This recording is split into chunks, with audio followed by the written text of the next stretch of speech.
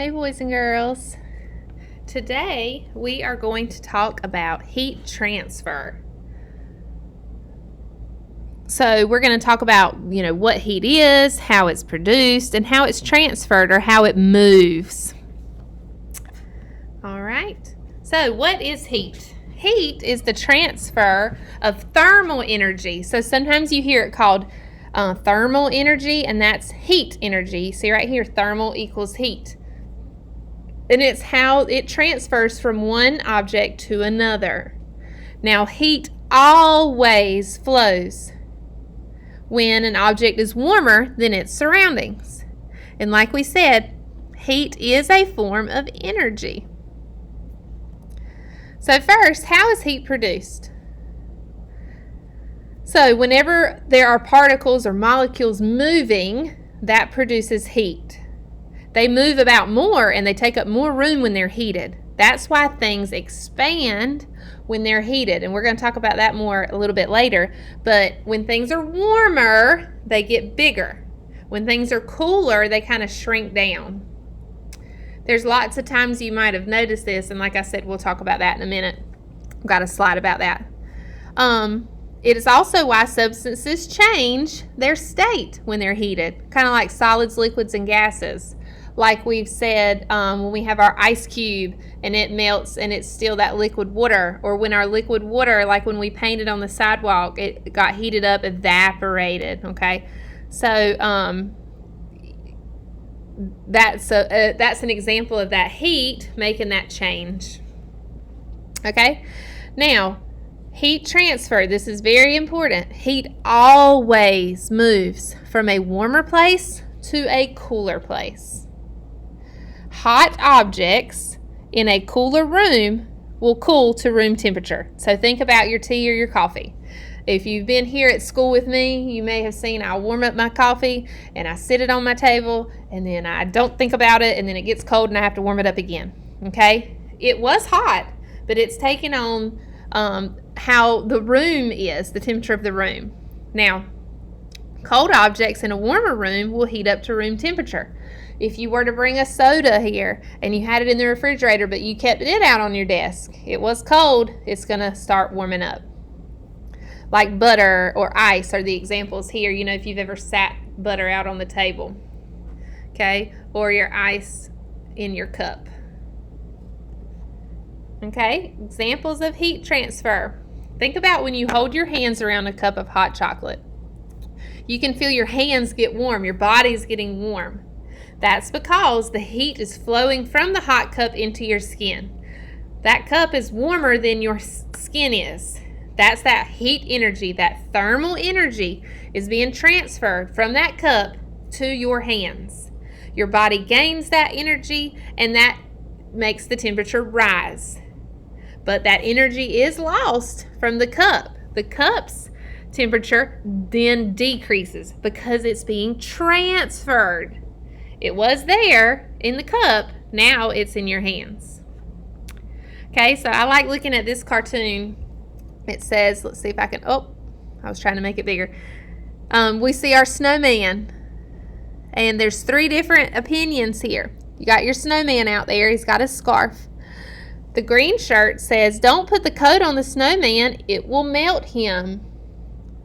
The person holding the coat says, I think it will keep him cold and stop the melting. And purple over here says, I don't think the coat will make any difference. So let's think about what you think about that, and we'll come back to that later. All right, so there are different ways of heat transfer. Now, we were describing one with our cup of hot chocolate a minute ago, but those official scientific names are conduction, convection, and radiation. Those are the 3 ways that heat transfers. So important for you to remember conduction, convection, radiation. You're going to hear that so many times. All right, we're going to start with conduction, and that is what we were talking about with our hot chocolate. All right, now this is a transfer of heat through a solid being passed from one particle to the next. Conduction is about touch. Just like you were holding that cup, Another example is a poker in a fire, okay?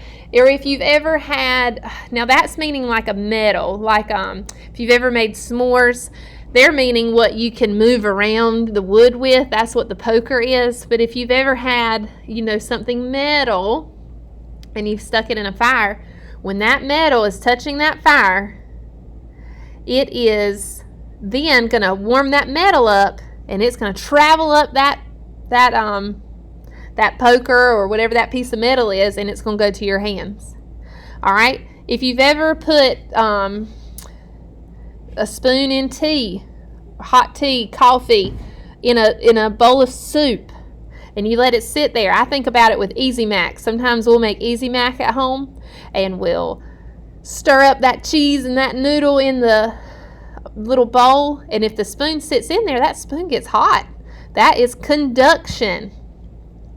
Or if you have a hot handle on a pot, if you have a metal spoon inside of a hot pot, that's going to be conduction. That's why you'll notice that most of your handles for your pots, your big spoons, they have some kind of insulation on them, some kind of rubber or something that won't get as hot. And we'll talk about that later. That would be an insulator. All right, and in this way, heat in an object travels from the hot to the cold, right? It went from that hot fire to your hand. It went from that hot spoon, the handle, all that. When you heat a metal strip at one end, the heat travels to the other end. Just like we said in that little poker in the fire. It started to get hot and it traveled up. As you heat the metal, the particles vibrate or they move. Remember we said as they heat up, they move faster. And then they vibrate, they make the adjacent particles vibrate, and so on and so on. And it's passed along until it goes all the way up the spoon or whatever it is, and that's conduction. So like we were talking about with the spoons in your soup, there are things that are conductors and things that are insulators. If a substance easily allows heat, we say it's a good conductor, like that metal spoon. It is going to get hot. It is going to let that heat travel well. Any kind of metal is a good conductor. Now, if a substance does not allow heat to pass through it easily, we'll say it's an insulator. That's why we have a lot of plastic spoons, okay? You ever gotten really hot, something hot off the stove, you put it on a styrofoam plate, it's not as hot as it would be, if you're just touching that pan it came from, that's hot. But the styrofoam plate is an insulator. And we'll talk more about conductors and insulators next week. We'll get real in depth with those.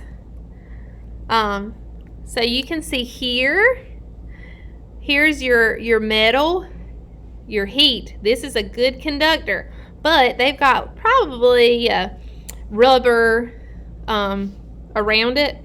That's an insulator. It makes it where it does not let that heat travel as fast. Now this is just holding that metal. That is a conductor. That is letting it travel right to that hand. I bet it's on fire. Okay? So here are some more examples of conduction. Remember, the main word to think about with conduction is touch. As we see that poor guy touching the stove. Conduction is something we learn about pretty young. We know if we touch that hot, it's going to burn instantly. So, this picture, we see somebody walking on some hot sand. I don't know if any of y'all have ever walked on the beach. Certain parts of that sand can be so hot. This firefighter, if he's touching that wall that has a fire, that's showing that conduction. The spoon inside of this hot soup, okay? This pan sitting on top of that stove, that pan is getting hot because of conduction, because it's sitting on top of that heat. Okay, the next one we're going to talk about is convection. It's the way in which particles in a gas or liquid move. So that's so important. Convection is about gases or liquids moving upwards, carrying heat with them. Think about when you boil water. The bubbles move up, okay? So think about it. If you have your boiling water. We know that heat rises. We've said that about weather, and we've used that a lot. Warm air rises, cool air sinks, okay? As you are heating up that water on the stove, that warm air is going to move up, and I wish you could see my hands because I'm doing a lot of hand gestures, but it's kind of like in a circle. You're going up, the warm air is rising, which leaves the cold on the bottom, or the warm water is rising. And then it's kind of a constant cycle, like we can picture the water cycle. It's that warm going up and down until finally there's so much that's warm, the whole thing becomes warm, and it starts to boil. That's convection. That's that water warming up and rising, and that's what causes it to boil. Okay? Or think of a gas heater in the room. The heat rises around the room. Or if you have a fireplace in your house, that's why people will usually turn a fan on kind of low, because it helps to move that air around the room, because it's going to rise. The fan will kind of help to move it around. Okay? So, like we've been saying, when the particles in liquid or gas are heated, they spread out, they become less dense. Like we talked about, they're moving as they get heated. Excuse me. So, with convection, we've got our cooler water sinking and our hot water rising, like we talked about with the boiling. Okay? In the fridge, you've got your cooling compartment at the top, because that cold air sinks. So, if it's cooling here, it's going to sink down. We know the warm's going to rise up, but once it gets here, it's going to get cool and then sink down. That's convection. All right, so we see here, you can see that blue and red. The warm air rises, cool sinks, or warm water. I'm sorry, I keep saying air. And that's what's causing that to boil and warm up. We also see a lot of examples with convection, with our weather, with our cool air sinking and our warm air rising. We hear that called convection sail. In this hot air balloon, you've got in a hot air balloon, they've got like a fire, and the warm air rises and the cold air sinks, and it helps it to lift up. Your lava lamps, if anybody has one of those, it's doing the same thing. And of course, boiling water, like we've talked about. Okay, and why does hot air rise and cold air sink? Cold air is more dense. The particles stay close together. It makes it heavier, dense. Why are boilers placed beneath hot water tanks in people's homes? Because hot water rises. So when the boiler heats the water, then the hot water rises. The water tank is filled with that hot water. Now, our third type is called radiation. Now, radiation is the transfer of heat through electromagnetic waves.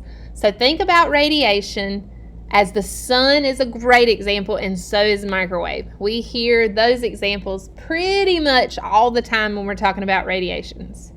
Now, radiation travels in all directions from a hot object. Heat is transferred through space. Okay, through the the distance between them, the space. Okay, here's one example of radiation. The warmth, the heat coming off of that fire.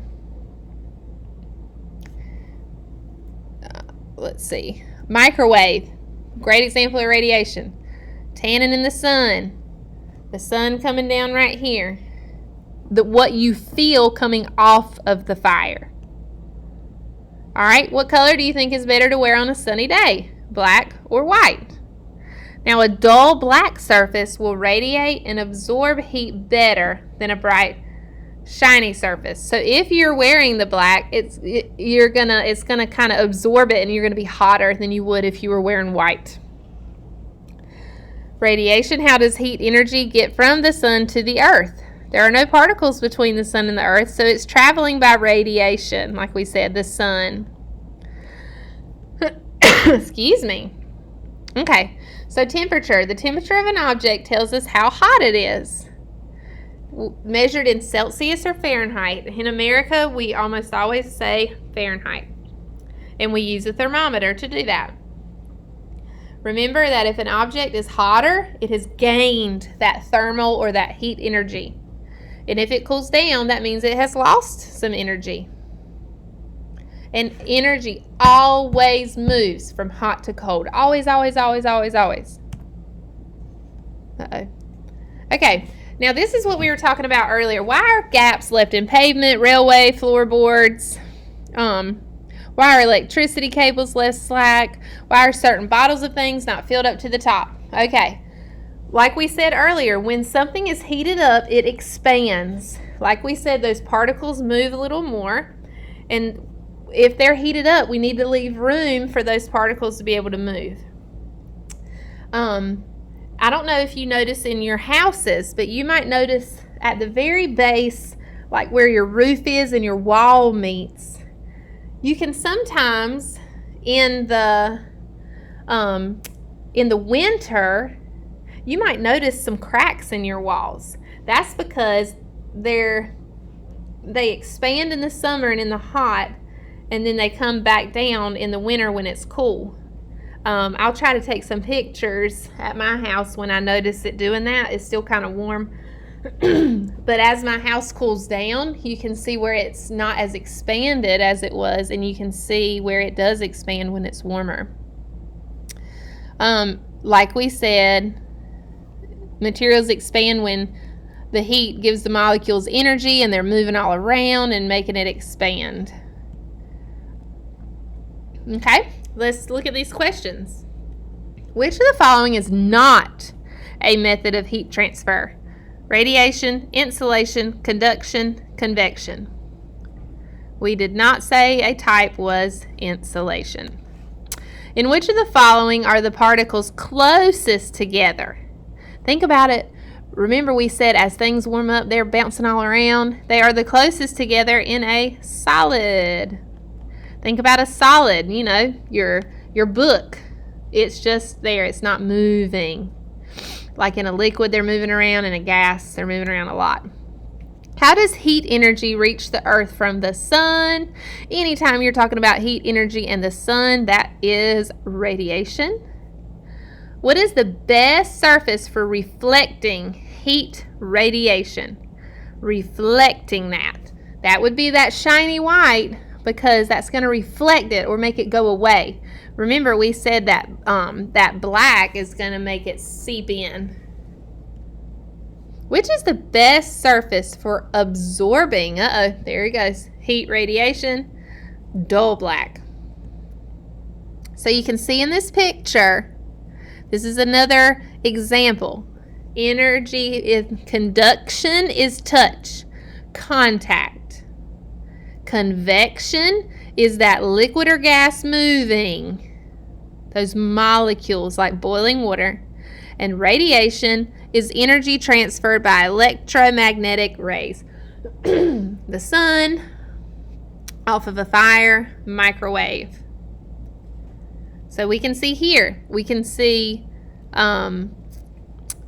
conduction is this metal fire stick.